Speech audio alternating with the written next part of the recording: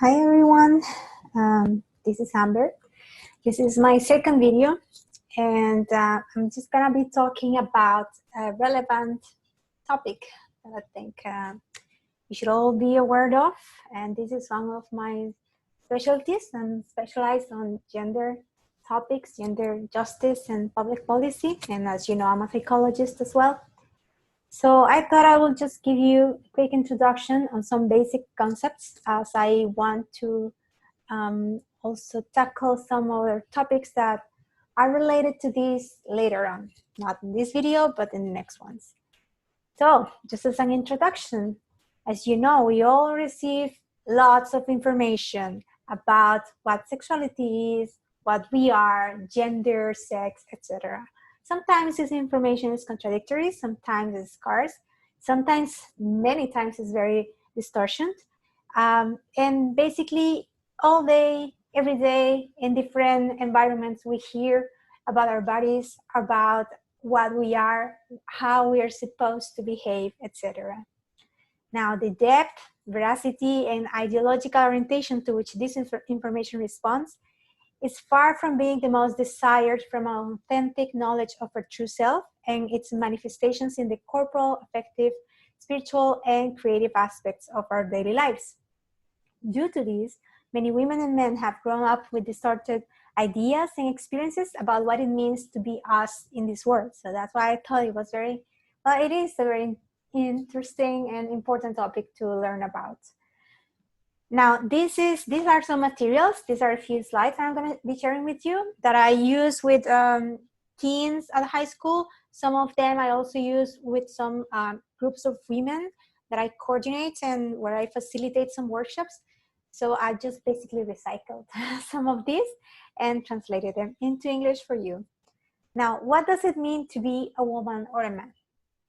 When you think of identity, who am I, right? What am I doing here, etc. The way that I like to respond to that question is by saying first that it depends. Everything is pretty relative. So it depends on different factors, and I can categorize them into three main buckets. So one is what surrounds me. And this is basically the environment, the culture, the society, and the collective beliefs, what they tell me. What does it mean to be a woman in Latin America? What does it mean to be a Costa Rican?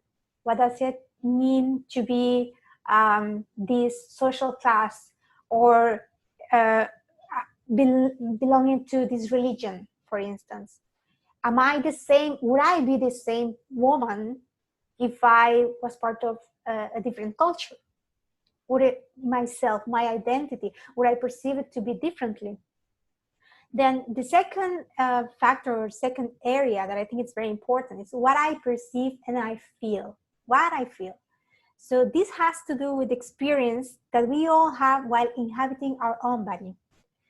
All of the natural processes of our body, I missed one L there, the marks, the scars, the ideas, the complexes, the compliments, the stereotypes, and the stigmas that come with my body.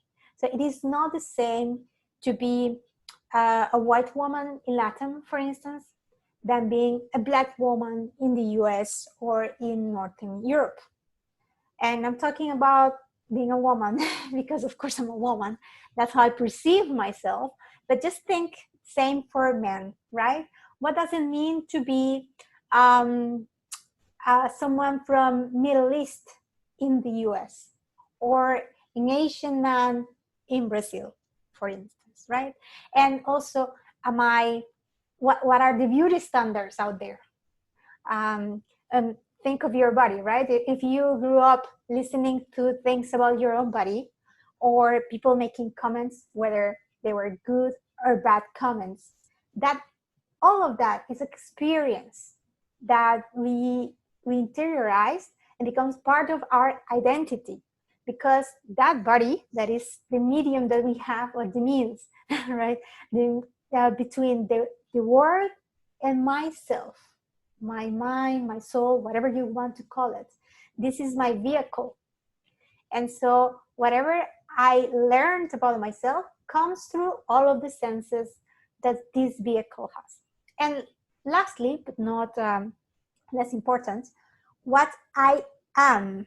And I'm talking about this inner self, this deep concept of, whether you like to call it soul, spirit, mind, whatever, this basically unconscious light and shadow that we all have. So it's our deepest self, what we have interiorized, our self shadow with all of our fears and dreams, as well as our essence with all of its light.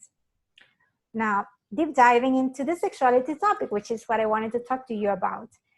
So the working definition, and this is the definition by the World Health Organization, the current one, is that sexuality is a central aspect of being human throughout life. It encompasses sex, gender, identities and roles, sexual orientation, erotism, pleasure, intimacy, and reproduction. Sexuality is experienced and expressed in thoughts, fantasies, desires, beliefs, attitudes, values, behaviors, practices, roles, and relationships. While sexuality can include all of these dimensions, not all of them are always experienced or expressed. Sexuality, finally, is influenced by the interaction of biological, psychological, social, economic, political, cultural, legal, historical, religious, and spiritual factors. So sexuality is very important, and it's not when, I don't know how it is when you are at high school in the countries that you study, or college or something else, but it's not just sexual reproduction. It's a wide, broader concept, and it is very important because it's all around us, and it defines, as this definition says, defines different relationships, political, labor, religious, etc. And it's not that sexuality is influenced by all of this. All of these things also influence what sexuality is in the end as well. Because, as we will see in the next pages, their social constructs or social beliefs that support what we are supposed to be. So it's very, it's a two-way, let's say it, definition, and it's in constant evolution. It varies depending on where you are, how old you are, and different things, but it is pretty important. That's what I'm trying to say. So now we are going to see 6 basic concepts on human sexuality, and these are important because maybe you have like some knowledge on some of this already, but if not, these are very important because the way I'll try to present it is for you to define yourself and for you to be aware of the differences with other people as well, and how to be more respectful and aware, of course, of these differences. So we have sex, we have another concept is gender and gender roles, we have gender or sexual identity, gender expression, sexual orientation, and sexual practices. Each of us has these 6 different characteristics, and you will see they are not always the same. So if you are a man, biological male, that doesn't mean that you necessarily are going to have a male gender expression, for instance. So keeping these concepts in mind is very helpful. Now I'm just going to explain each of them. Sex. Sex refers to biological aspects basically. So there is a chromosomal sex. So whether you are XY or XX, female or male. And this has to do with all of the different species out there in the world of animals, right? And then there is the gonadal sex, which has to do with the testicles or ovaries, basically. The organs, the internal organs. The phenotypic sex is the structures of external and internal genitalia. So, for instance, a structural sex is whether you have male or female internal structures. Genital sex will be external genitalia, whether male or female. Again, this will be vagina or penis, for instance. And the bodily sex which has to do with secondary sexual characteristics that in humans, for instance, will start with the puberty. So let's say, I don't know, increase in the breast size, or growing hair in some parts where you didn't have hair before, and the tone of your voice, etc. Finally, when we talk about sex, we have a classification. So we say, okay, is it a male, which in humans we say man? Is it a female, which in human terms we refer to as woman, right? We also have intersexual or intersex people, which are people who have these genitalia or these biological aspects combined. So this happens. Some people might be born with an external or genitalia, masculine genitalia, male genitalia, for instance, external organs, but internally the person will have more female hormones, for instance. When you do the hormone count, it turns out that you have, or the chromosomal count, then it turns out you have more XX, or that's a tendency. So it's not necessarily, for these intersexual people, they don't necessarily fit all of the, or match all of the criteria to be classified as male or female. And then finally, we have transsexual, which are people that have undergone surgeries or medical treatments to change sex. So this is just one aspect. And when people talk about gender diversity and genders, etc., and they basically reduce everything to sex, they are making a big mistake. Because yeah, I understand that for medical purposes, it is very easy when you're born that someone just looks at you and says, oh yeah, she's a girl, or he's a boy. And then later on in life, it might be that the structural sex, the bodily sex is different. Once that person grows up and it's going through puberty, things start to get complicated, right? And could also be this hormonal, the hormones and everything. So that's something to consider. Not always what you see, it's what you are gonna get, because of course you see only a very few of what's in there and what's gonna happen in the future. Now the second concept is gender. And gender has to do with social, cultural, and psychological aspects that are assigned to the functions, behaviors, activities, and attributes of the people according to their sex. Again, social, cultural, and psychological. This is basically made up by human beings. There is no ruling on this. Nature doesn't say it has to be like that. So this comes from a historical point of view that we cannot forget, an economical point of view, political, etc. All of the human past has been building these definitions of gender. It's related to the socialization processes on femininity and masculinity that take place for men and women from a heteronormative sexual model or system that conceives gender in binary terms, feminine and masculine. So this whole system, this whole human history have been telling us that there are two genders and some characteristics have been assigned to each of them. Again, this is a social construct, don't forget that. Now, the difference between the functions, behaviors, activities, and attributes that are assigned can generate gender inequality, meaning that the differences tend to systematically favor one of the two groups.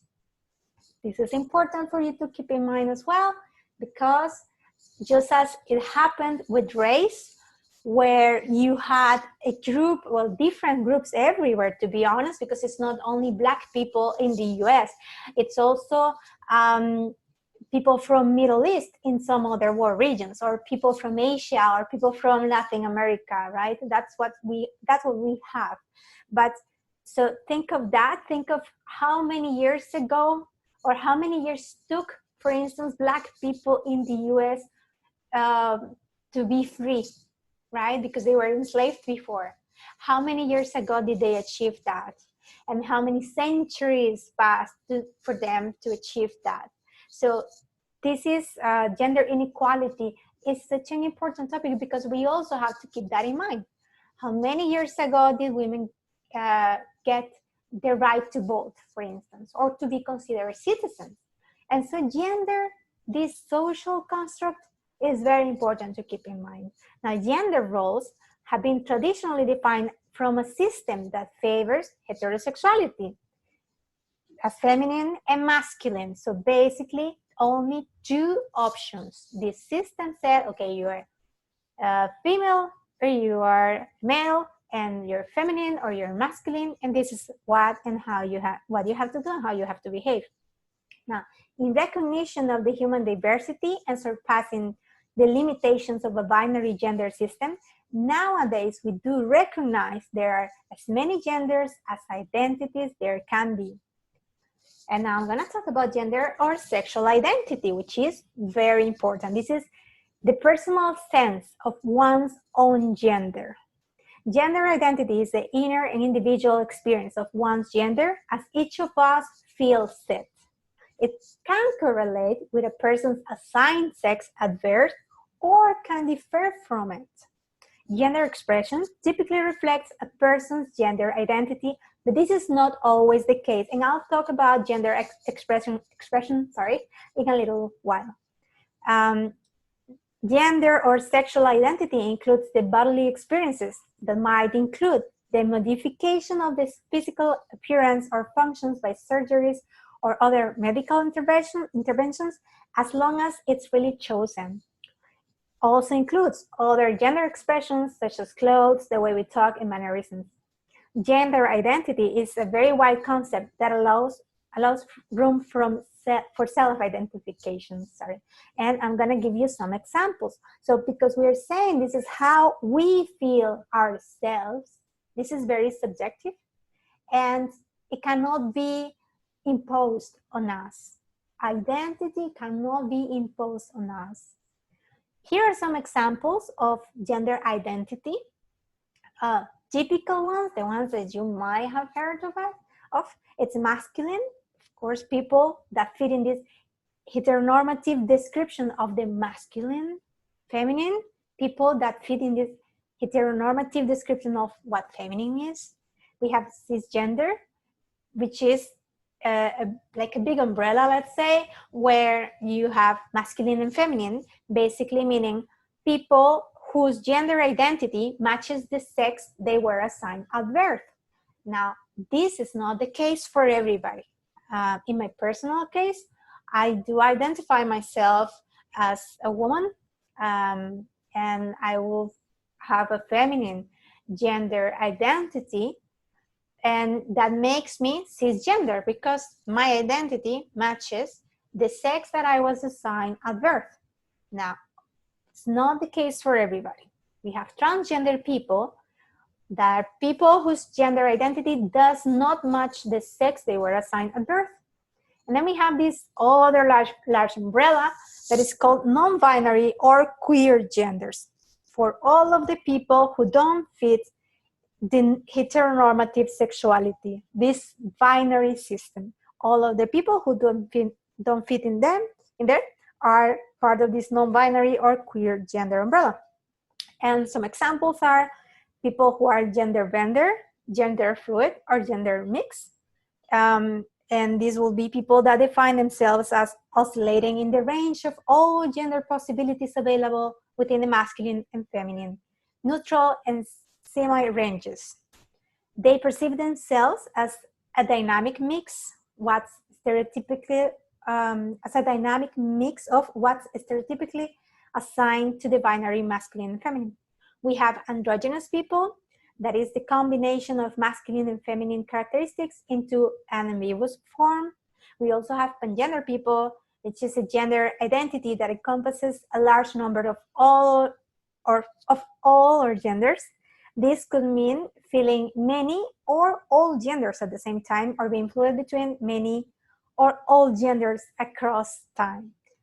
This can be a bit complex for people who are not familiar with this topic, but once you get used to it, once you get yourself familiar and you get exposure to diverse groups and diverse people, then it becomes more manageable. You kind of interiorize the concepts as well. So this is about gender identity. Now, gender expression, which is another very important aspect of our lives. It's the external manifestation of one's gender through one's physical appearance. It might include clothing, hairstyles, the use of different items, the way of talking, walking, behavior patterns, or how the person socially interacts with others, as well as mannerisms, etc. One's gender expression may or may not correspond to our self-perceived gender identity. Not because you see a guy on the street with long hair, that means the person has a female or has a feminine gender identity, right? Just because you see a woman wearing a tie, that doesn't mean she is lesbian. Each of these 6 concepts that I'm showing you in this presentation can be perceived differently. It's not that because you have a female sex, therefore your gender expression is going to be feminine as well. So you can see them separately and never make assumptions. That's very important. Some examples of gender expression, of course, you already know. You can be very feminine, you can be very masculine, responding to this binary system, right? So that's what traditionally known as feminine and masculine. Now, we also have other type of people, of course. There is variety. And other examples include cross-dressers, who are people that wear items of clothing not commonly associated with one sex, but with the opposite sex. We have drag kings, who are females that dress up and performs as men. We have drag queens that are male that dress and perform as women. Now, I remember, I'm going to give you an example. A friend of mine, he is gay. His name is Esteban. He's gay, and he does a drag queen show. So he dresses up as a woman, and for this show, her name is Celeste. But he, now, because he likes other men, he is gay. You know, I'll talk about sexual orientation in a little bit. But what I'm trying to say is that just because you do or you behave one way, and that doesn't mean, because out of the show, when he's not performing, he actually dresses up like what I will call a very stereotypical male or man. So you cannot just assume things. That's, I think, the bottom line of all of this is just don't assume.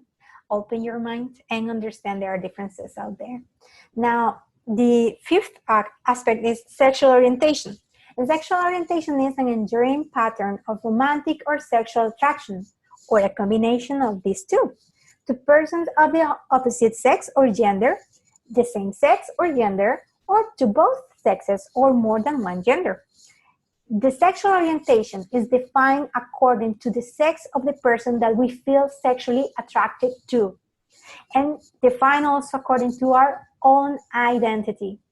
If I identify myself as a woman and I'm attracted as someone whose sex is female, then I'm a lesbian.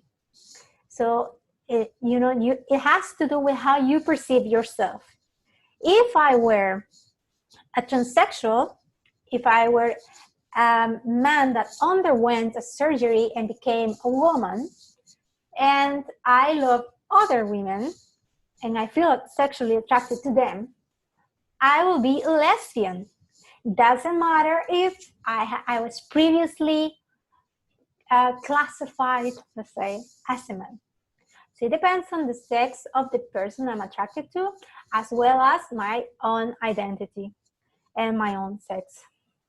It can vary through life, including an exclusive or non-exclusive orientation to the same sex or opposite sex.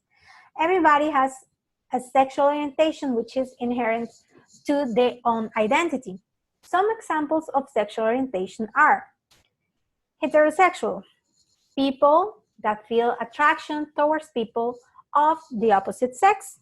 It can be exclusive or predominant, because some people might not always or could predominantly feel attracted to people of the opposite sex, but maybe sometimes they have felt attracted to people to their same sex. And that doesn't necessarily mean they are lesbians. It's not permanent. We have homosexual people, which is attraction towards people of the same sex. We have bisexual people, which people that feel attraction towards both or either males or females. We have pansexual or omnisexual people, and they feel attraction for other people regardless of their sex. Sex is not fundamental for the attraction towards someone in particular. So that's not like the first thing they will try to check. You also have asexual people, who are people that don't feel sexual attraction towards others, and this is part of their identity, not having attraction.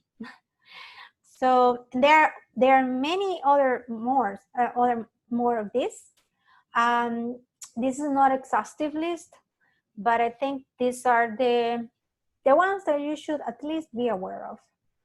Now, about sexual practices, called also human sexual activity, human sexual practice, or human sexual behavior, is the manner in which humans experience and express their sexuality in the intimacy and privacy. Sexual practices allow people to express their sexuality and affectivity in a healthy, respectful, and pleasurable way. Now, they can become a problem when there is no clear consent by all of the parties involved. Sexual practices do include all paraphilias and fetishes that are patterns of sexual behavior where the main source of pleasure is found in objects, situations, activities, or atypical individuals. What are some sexual practices, for instance? Could be kissing, could be hugging, could be oral sex, could be intercourse, could be different things, but could also be, these fetishes, like some people that like watching, or I don't know. All of this is a sexual practices. Now, a professor of mine used to say, we see faces, we don't know what's behind that, because all of this happens typically in the privacy at home, right? Privacy of everybody. Just to recap, I guess, there is this drawing that I like very much. It's called the genderbread person. And here you get to see these 6 dimensions that I've been talking about. So we have identity. That's how I perceive myself. We have orientation. That's how I feel towards others. We have sex, which is basically the biological aspects. We have the expression, which is how I manifest my identity, what I like to wear, how I like to talk, etc.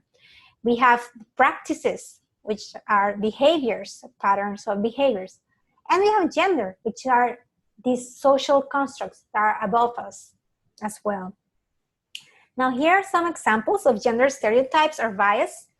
For instance, what we have heard, right? What does it mean to be masculine in this world? Or at least in the Western societies. Typically, what we hear is men are hard workers. They love sports and cars. They don't help at home. They are not good at taking care of the kids. They are disorganized and lazy. They don't know how to cook. So typical, right? They don't express their emotions. They only care about sex. They are active, independent. They are better leaders than women, etc. And think of this. When you hear this, do you actually behave like that? Do you try to behave like that? Is society expecting that from you? Would you feel bad if you were a man and you shown some of these things that are expected from women, for instance? Okay, now let's see the feminine stereotypes. women are responsible for looking after the house. They must raise and look after the children. They're passive, they're emotional, and they cry a lot. And they are also doubtful and speak too much. They are better at working on professions where males are their bosses or that are related with caregiving. For instance, being secretaries, teachers, or nurses, always looking after other people, taking care of them. Women are not as strong as men. They need a man for complex tasks. They are more sensible than men. They're dependent. They're more tolerant. They're faithful supporters.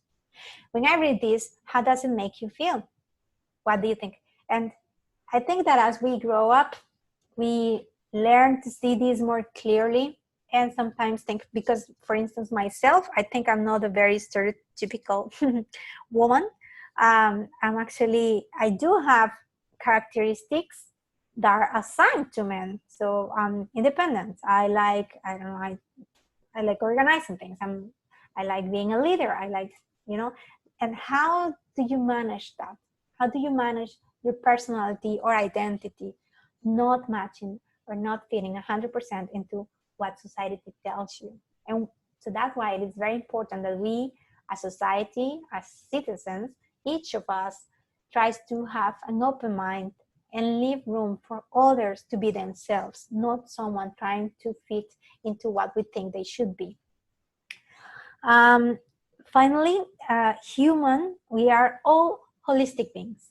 This means from a psychological point of view, we use this framework and we say this biopsychosocial and spiritual perspective. We always say, human beings have these 4 dimensions, and they are all, of course, part of us. They all integrate into what we become and what we perceive ourselves to be. So the biological dimension, of course, all of the organs, the physiological systems, all the chemicals in our brains, etc.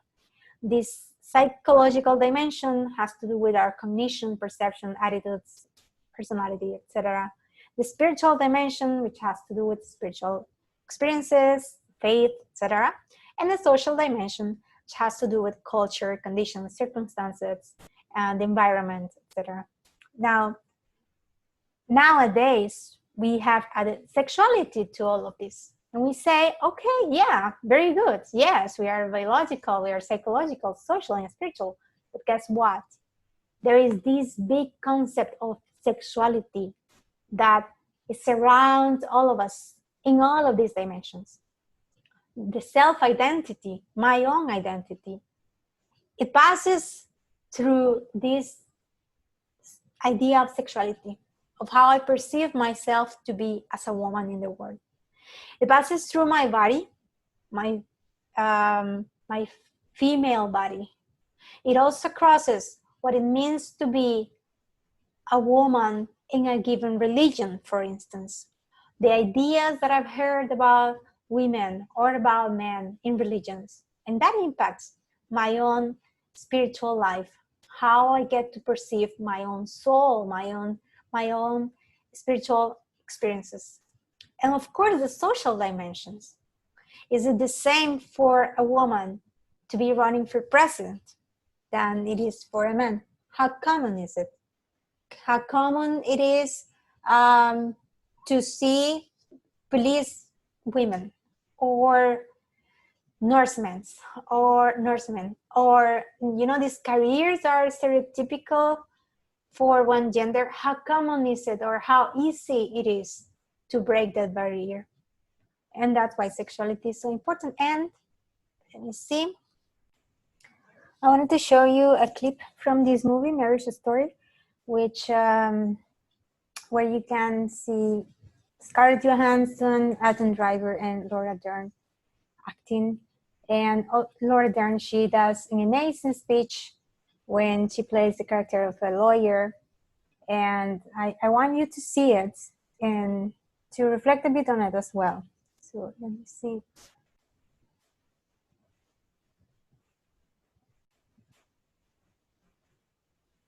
Do you use drugs or alcohol? I drink alcohol. How much alcohol do you drink? don't know, a glass of wine with dinner, sometimes more. How much more? Sometimes a few. I sometimes split a bottle of wine with someone. Okay, who do you split it with? I mean, if I'm having dinner with someone and we order a bottle of wine. Okay. You know, like at a restaurant, when you say, do you want to go buy the glass or do we get a bottle? You get a bottle. Sometimes. Sometimes I go buy the glass. You know, it depends. Did you mean drugs ever? I have done drugs. In college. Anything since you've been a mother? I don't do it regularly. Anything since you've been a mother? Pot a few times. Coke once at a party. Henry wasn't with me. What would you say are your strengths as a parent? I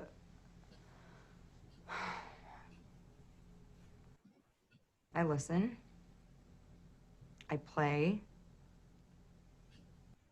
I put in the time.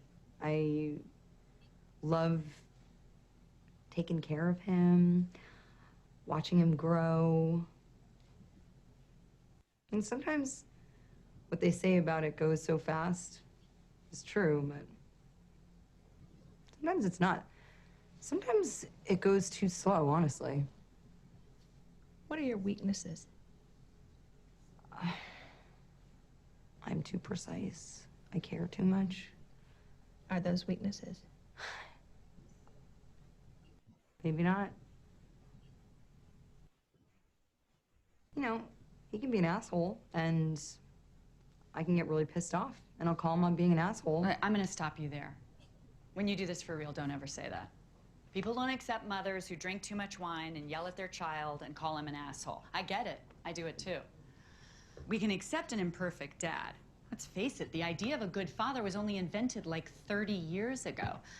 Before that, fathers were expected to be silent and absent and unreliable and selfish.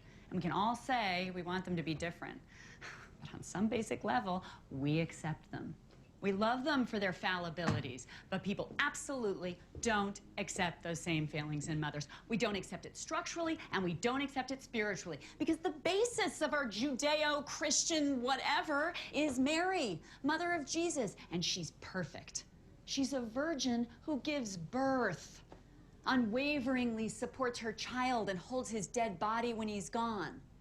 And the dad isn't there. He didn't even do the fucking. God is in heaven. God is the Father, and God didn't show up. So you have to be perfect, and Charlie can be a fuck-up, and it doesn't matter. You will always be held to a different, higher standard. And it's fucked up, but that is the way it is.